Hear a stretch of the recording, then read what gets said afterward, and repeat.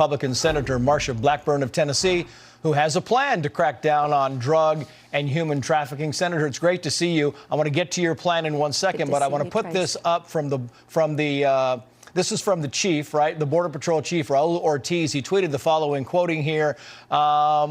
He says, overnight, Yuma sector agents encountered a migrant illegally present in the U.S. carrying 93 pounds of fentanyl. So far in FY23 fiscal year, we have seized over 476 pounds of fentanyl between the ports of entry along our southern border. That's enough to kill 100 million people. And when the White House says this is a partisan publicity stunt, it shows you they do not have a remedy in their arsenal. You're right. They do not have a remedy, because if they were to come forward with a remedy, they would have to admit that they've been wrong. And Trace, as you know, I've been to the border time and again. And recently, the sheriff from Yuma County was in my office with the sheriff from Cochise County, Sheriff Daniels, and they were talking about 140 different countries have had people coming across that border. Think about that. Yep. They themselves are encountering that many different individuals from that many different countries since the start of the fiscal year. Now, this tells you something has to be done about it, and the drugs that are coming across. I'll tell you one thing this White House could do today. Yeah.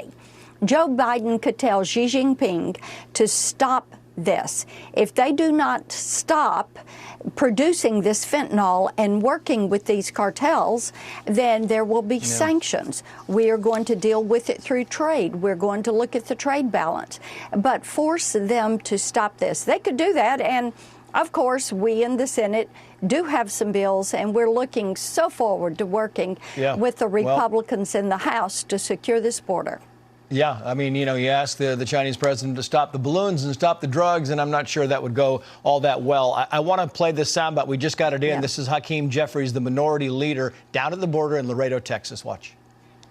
In Washington, we are listening to border communities and stakeholders and people who are on the ground, who, of course, have an incredibly important perspective on how we deal with some of the challenges and issues around border safety and security.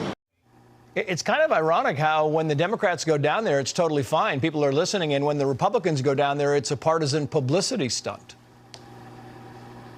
And indeed, there need to be more Democrats to go down there, because this is not only a national security economic security crisis, it is a humanitarian crisis.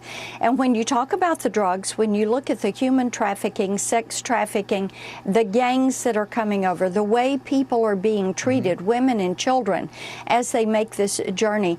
You know, Trace, these individuals that the cartels are in charge of, they're charging them all, they are bringing them forward, they're coaching them, but they're also physically, mentally, emotionally, sexually, and drug abusing these individuals. And this is something that has to stop, and that's why we've got legislation. Yeah, I mean, I've told people 1,000 times my broadcast career started in Yuma, Arizona, and I covered this story 37 years ago, and it's the same now as it was then. They were being abused and raped and smuggled 37 years ago, and they're still being smuggled today. Senator, it's good of you to come on. Thank you for your time. You got it. Take care.